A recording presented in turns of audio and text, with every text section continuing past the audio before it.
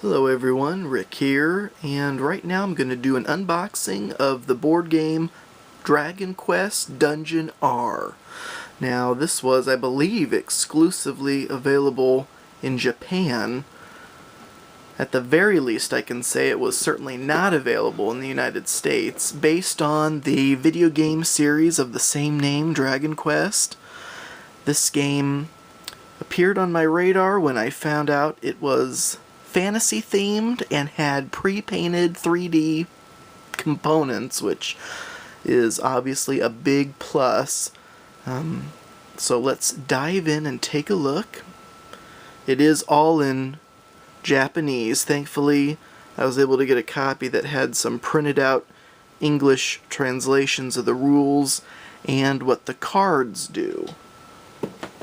So inside the box itself, first, you're going to have the rule booklet.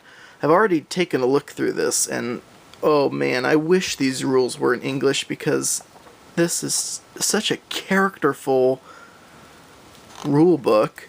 You have this Santa Claus wearing a beehive pointing out things to two adorable little tykes.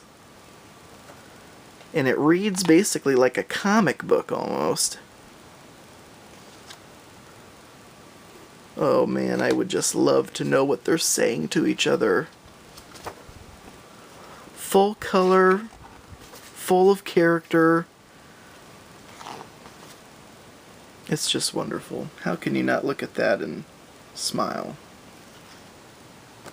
Okay, so anyway, that's the guidance note.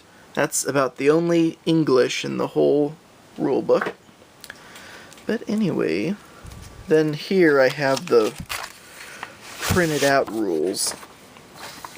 This is for level 3. There's 3 levels of complexity. 3 modes of play that gets more complex as you go up. So here's the rules they printed out for me for levels 1 and 2. And then level 3, also a card manifest of what each of the cards do. Very nice. This is what we'll look at last. All the good stuff is in that box. Here is a packet that contains stickers. So you'll put these underneath the miniatures to denote how many hit points they have. Those are individual stickers there. One for each person. And stickers that go on the bottom of the treasure chest to let you know if it's a mimic or actually has something useful inside. And then also a big pad of player sheets. And so this will denote your hits and misses. And I'll talk about how the game's played in just a second, where that might make a little more sense. So this is an example of the game board itself. It obviously comes with 2 of these, one for each player, and then what I just took out of the box before showing you that were these. These are player screens that you will set up on either side, like that. So you'll have that big gridded player board here, and surrounded by your castle screen, which is also really cool looking. Each player will have one of these, and then it plays like a battleship. So you're going to set up your monsters, walls, treasure chests, everything here, and on a lower level here.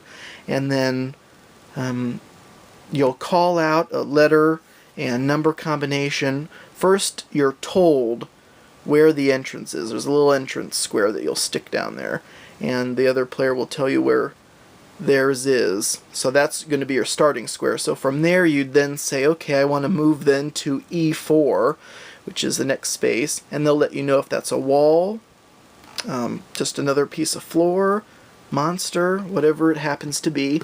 And then they'll have also put a pit, so if you step on that, it'll take you down here, and then there will be another piece that has a ladder on it that'll let you get up if you find that. But the goal basically is to defeat the final boss, which will be placed somewhere in here.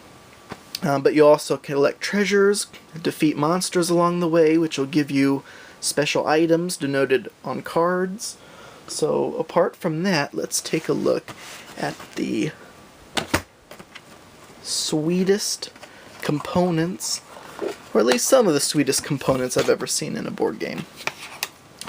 So inside this big blue box is two smaller blue boxes. Inside of this one, this is a brand new game. It wasn't in shrink wrap when I bought it, but everything inside is brand new. So here's your little warrior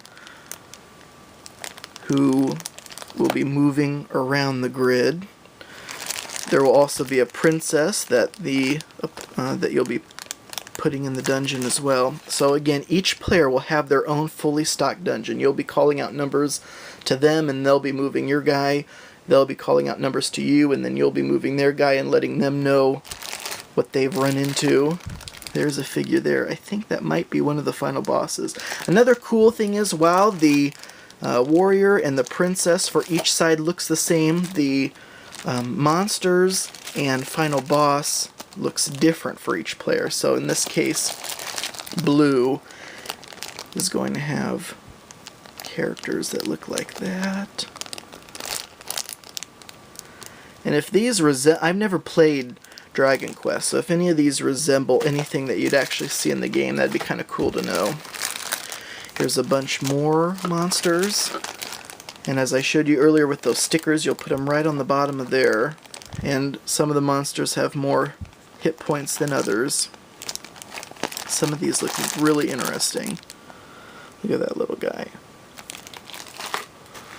Then you're going to have your treasure chests. And again, you'll have stickers that you put on the bottoms of these to determine if they're mimics or actually have something useful in there. Here's some other terrain pieces. So for example, that will, if your figure steps on that square, they'll fall into the pit. This is the entrance piece.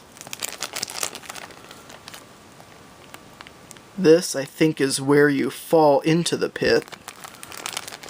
And then this is the ladder to get out of the pit. Isn't that so cool? So when you set this all up, it's going to look awesome. Here's the deck of cards. They're also in Japanese. It's a good thing I got that manifest. So whenever you defeat a monster, you'll be able to draw from this deck of cards, and the items do something special. And the last things in this particular box, oh, I guess second to last thing, this die. Okay, I saw this earlier. This is the most misshapen die I've ever seen. It's a standard D6, but you can tell it's a rectangle. So that side's a lot longer than that side. And I think there might even be other shape problems with it as well. But it's definitely not a standard cube. So that's funny. I think if I ever, when I do end up playing the game, I think I'm going to not use this die. But I just thought that's so funny. If I can get these out of here, these are the actual walls. Here we go. So in this case, here's the blue player's walls, so they'll stick those down on their grid.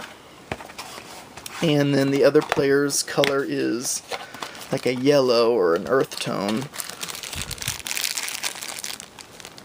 Here's their treasure chest.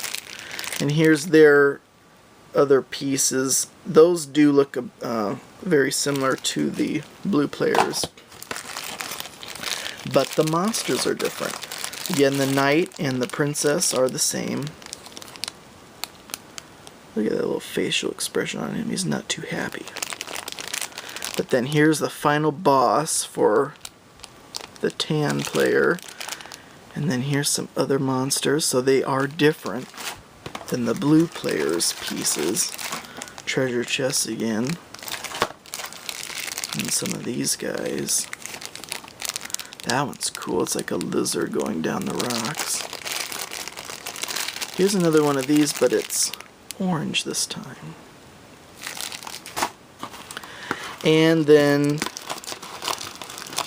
I only showed you one set of the blue blocks, but there are 2 packages each for the blocks. Here are the tan ones. So, when you get it all set up, just to look back at the box lid, it'll look something like that. And actually, that's a good shot there. How it'll be with both players, and just some in-game shots, and the cast of characters.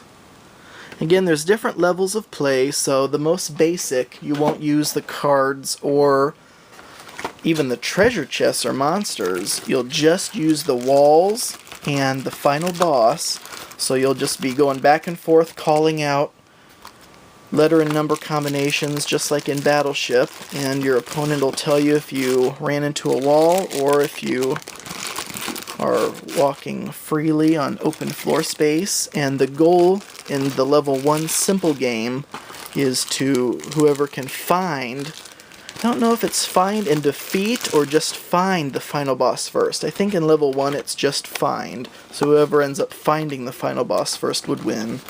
Level 2 I think adds in the treasure chests, and then you also fight the final boss. And then in level 3 you add in the monsters, and you play a full game battling the monsters. Combat's very simple. You add your current hit points to a die roll and any equipment you might have, and compare that to the monsters' hit points. But I just thought, this is so cool. I heard about it, I think, quite a while ago, and it is tough to find. You can find this on Amazon for an outrageous sum, shipped directly from Japan, brand new. Hey, you know what? If you want to get one of those copies, I say go for it, because you're not going to find it cheaper. This is directly from Square Enix, the publisher. I think it was made in 2006, and they're not going to reprint it anytime soon.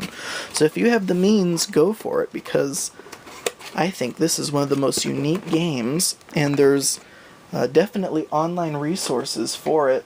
So if you don't speak or read Japanese, you can certainly download and print out English translations. I was just fortunate enough that someone did that already for me. But yeah, this is definitely a find, something that I thought was so cool, and I hope you agree.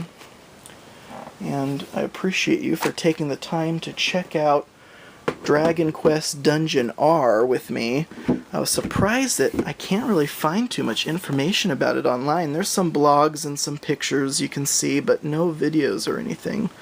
At least not that I found. So this is running a little long. I appreciate it if you made it this long, and until next time.